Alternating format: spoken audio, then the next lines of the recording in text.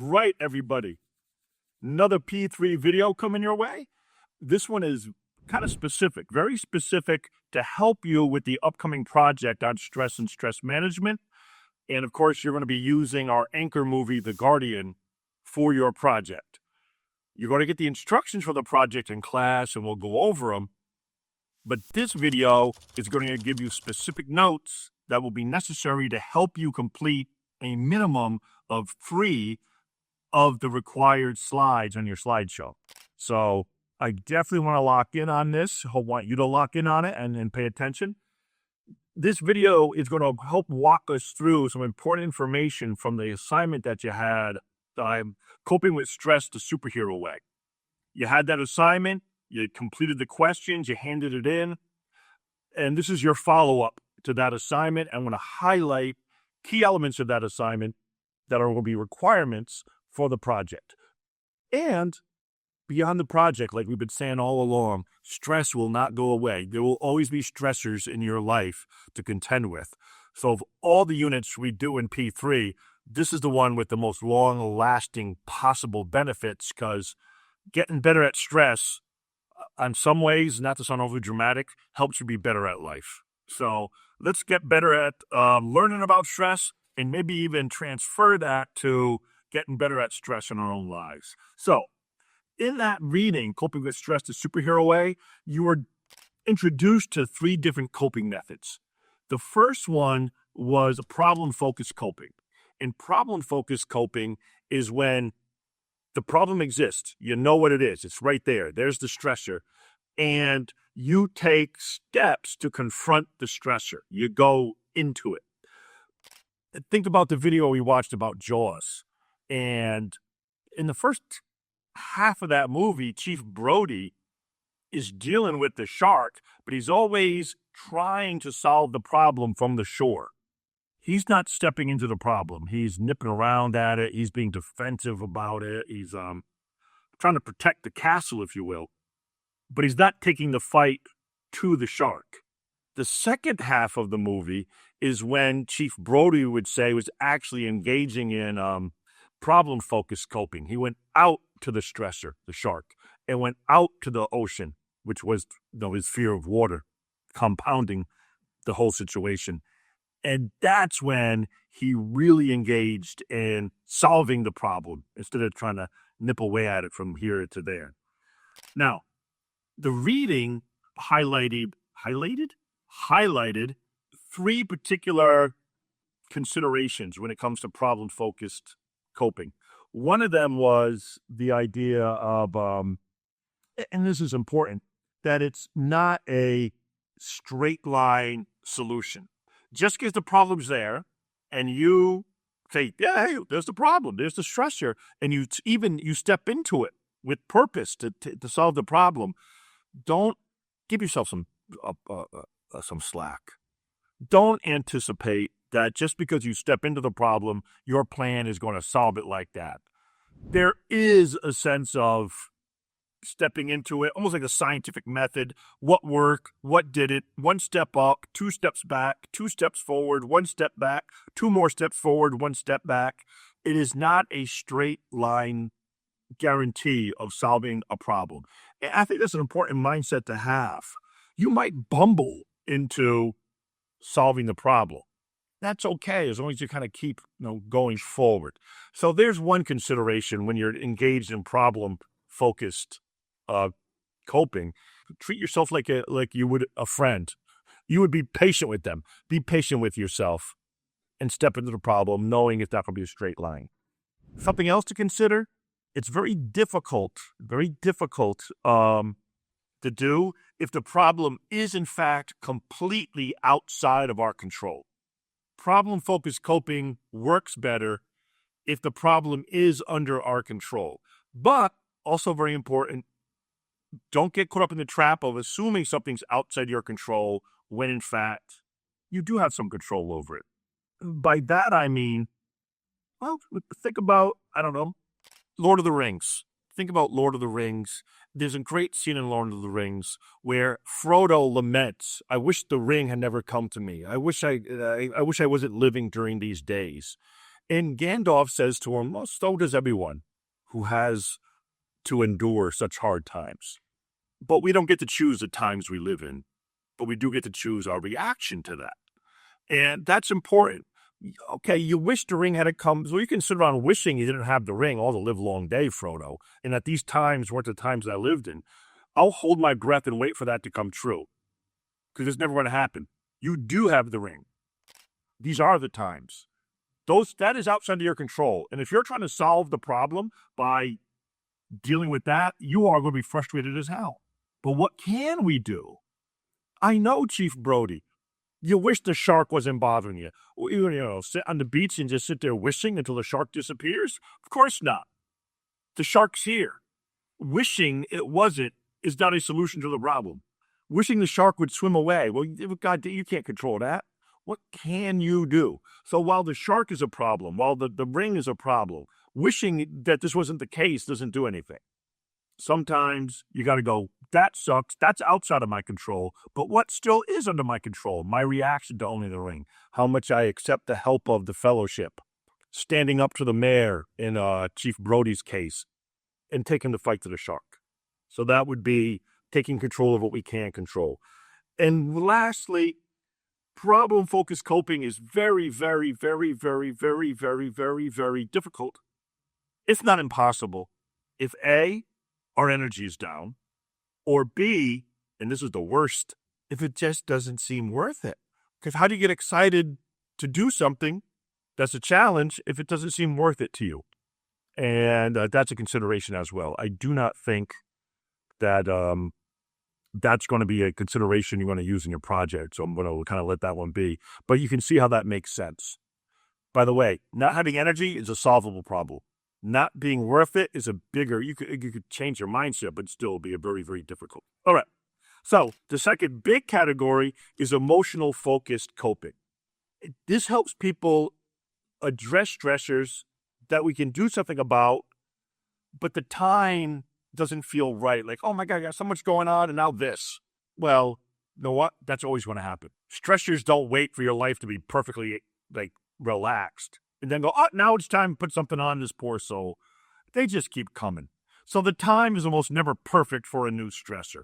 But emotional focused coping helps you deal with those new stressors as they come at you. So 3 key elements of emotional focus would be this. Number 1, to reframe or reinterpret the problem. This idea of reframing it hopefully enables you to, A, put it in the right perspective, not make a catastrophe out of something that's challenged. Challenge and catastrophe are 2 different things. But also not set yourself up the trap of going, oh, that's not such a big deal. That's not such a big deal. And then it becomes a big deal and bites your head off. So you got to find that balance in there of how to frame that properly. I would call your attention to a scene that I know we haven't watched the movie. Maybe I can show you the scene in class. In Rocky 3, Adrian and Rocky are married. It's Rocky 3. Rocky just lost a title to Clubber Lang, Mr. T. And they have a rematch, and Rocky's heart just isn't into it. And finally, his wife, Adrian, confronts him on a beach and breaks him down and gets him to his emotional core of what's holding you back. What's the problem here? And Rocky was making a bunch of excuses. It doesn't mean that much to me anymore. Not worth it. It doesn't matter. I got kids to worry about. I don't want to get hurt boxing. I got you to worry about, my wife. I don't want to get hurt boxing. And she just shreds all that and just is on him. And what's the truth? She keeps pushing him. What's the truth? And eventually she breaks him down to, I'm afraid. I'm really afraid of getting hurt so I can't take care of you and the kid. And she just goes into this wonderful soliloquy about not letting fear control who you are. It's okay to be afraid, she tells him, but it's not okay to let fear control you. It's actually probably one of the highlights for Adrian in the Rocky Balboa series, and solidifies her as a fantastic character with her own voice, her own agency, and her own force. She's a fighter as much as Rocky is, just outside of the ring. So she helps him reframe his fears so that he can then participate wholeheartedly in the match. That's one. Number 2 consideration for emotion is sometimes you just got to step back. It's okay. It's okay. You go back to Rockies. We were talking about Rocky a second ago. It's Rocky's taking a beating. When that bell rings to end the round, go sit down on the stool. Take some deep breaths. Drink some water. Whatever it is. It's okay to step back from a problem. You don't have to be go, go, go, go, go all the time to solve a problem. It's healthy to step back. Now, you don't want to step back and wallow and just woe is me and I'll never get past this and boo friggin' who. No. But step back and legitimately you got wounds to take care of because the challenge you're taking on. Take care of those wounds. Take care of those wounds so you can step back into it again with vigor. So don't be afraid to step back. I would even say, for example, we watched Limitless in class, right? We watched Limitless and Chris Hemsworth did not do very well in the firefighter challenge. In fact, he only saved one of the 3 mannequin dummies that he's supposed to save from the fire. So it was bad show. He used up all the oxygen in his tank to get to just one of the 3 mannequins. And afterwards, he felt bad. He admitted it. He said he felt a little hollow inside. He was kind of down on himself. And he had to sit in those emotions, feel those emotions. They even did a meditative breathing with him to try to help settle his emotions down.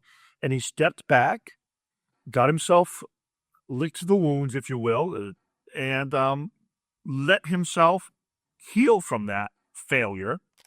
And he still took on the big challenge that the whole show was about, which was walking across the crane. So he was able to step back, regroup, not wallow, but regroup and be honest, like, damn, I did not do well. And then go forward again and keep going. That's so very important, too, to let yourself be human. We don't always do a good job of that. We let our friends be human, but we don't let ourselves off the hook that easily. And sometimes you got to look in the mirror. That's part of emotional focus coping as well. Confront your own demons, your doubts, your fears, your grief, anything that might be in the way of the progress. Get comfortable with those emotions that could become destructive and become real roadblocks and filter through them. Step into them, honestly assess them, and in so doing, you'll probably reduce their power over you and enable you to go back out there to take on the challenge. And remember, too, sometimes those fears and doubts can be long and lingering.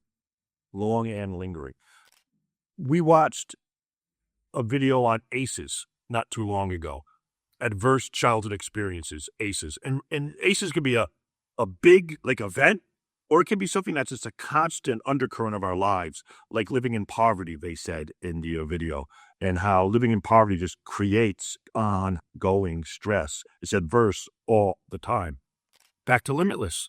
I don't know if you made this connection. Chris Hemsworth in Limitless point blank said the reason he got into acting is he thought it was going to be a way to make money, because he watched his parents struggle with money and debt his whole childhood, and he did not want that. He did not want that struggle. The Greatest Showman. What's the undercurrent of some of Phineas's drive, which also consumes him? I'm not worth it. I'm not a worthy person. Why did he think he wasn't a worthy person? Growing up in poverty taught him that. It wasn't true, but it sure was true for him. So going into those places and confronting those demons can allow us then to prosper if you overcome them. So looking in the mirror is an important part of your emotional focus coping as well. The last bit is the proactive coping. This is actually anticipating the problem and making plans. In the superhero reading, this was about Batman making a plan, Iron Man having new gadgets and new technology, and therefore you're ready, planning for events that may or may not even happen, but you're ready. That's proactive coping, getting ahead of things. Once again, 3 considerations for proactive coping. 1, space and time, meaning use your time well. If nothing is too terribly stressful right now, hey, that's great. But what are you doing to help you with that? Are you keeping up with your work as a student, for example? Or are you going, no, I'm doing pretty well. I could kind of not do a couple of assignments and just get them in later. And next thing you know, by making that simple choice, you get more stressed out because assignments start to stack up really quick. Really quick. You take that unfortunate mindset. Or, like in P3, at the end of every unit, we watch an anchor movie and there's a project. So be engaged all throughout the unit, do the assignments, listen and take notes and participate in conversations. And that's all going to help you when the anchor assignment comes and you're ready to go. You're not guessing, what were you studying? You already know because you're using your time well. So there's part of that, using your time well. Number 2, in proactive coping, the all-important friend circle, the support unit, the support group, the people around you who are your people. To use the phrase from Miss Hood in the TED Talk we watched, the people who have your back, the people who watch out for you, the people who can help raise you up. It's such an immensely important aspect of this. It literally shows up in every single source we did for stress. Dr. McGonigal talked about it in her TED Talk. When we talked about Maslow, we focused on the love and friendship unit. Level of the pyramid, and how very, very important it is for people to have that love and belonging need met, because that gives you people to celebrate with and people who can help bolster you when things aren't going so well. And it goes all the way back to our first unit with Aristotle and the idea that human beings are social creatures, as Aristotle called us. It is a non-stop source of support and joy if you have a good group of people around you. And it's part of proactive coping.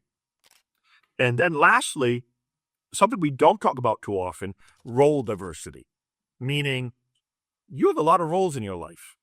If I'm just sitting here myself, I'm a father, I'm an ex-husband, which means I'm also a co-parenter with my children.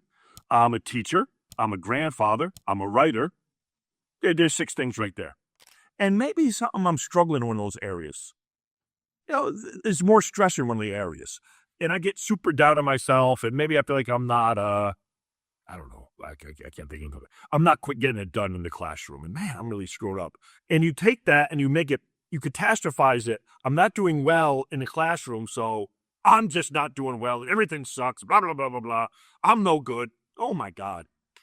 Role diversity allows us to do this. All right, I'm struggling in this arena. To use my example, teaching. But I'm still doing really well. My writing's in a nice rhythm. Me and the kids are great. The co-parenting is going well. And almost like give yourself some slack. Don't forget, just because you're struggling in one area doesn't mean you're struggling in all areas. And you can use that feeling of calm and competence from the other areas and try to transfer it over. Listen, you can do things. You're getting so much done in so many areas. Time to roll up the sleeves and work on this area that's concerning you. But don't talk like you're some type of buffoon, because you're getting it done in other areas. You should let your role diversity be a source of strength for you. And be honest, the fact that you almost always have certain areas in your life, I guarantee you that you're doing pretty well in. It's not an accident. You're doing pretty well in some area because you're good at certain things. So allow your role diversity to lend strength to those other areas of life that maybe you're struggling with sometimes. All right. So on your project, you're going to have one slide in which you have to discuss the Guardian and give at least one example of problem-focused coping. You're going to have to use the Guardian, and on one of your slides, give an example of emotional-focused coping and how it played out in the Guardian. And of course, that means you're also going to have to show one example of proactive coping and how that played out in the Guardian. So you have 3 slides for the 3 topics that we just covered. And I'm going to tell you this, I'm going to require everyone to have a slide about reframing, about how you reframe a problem.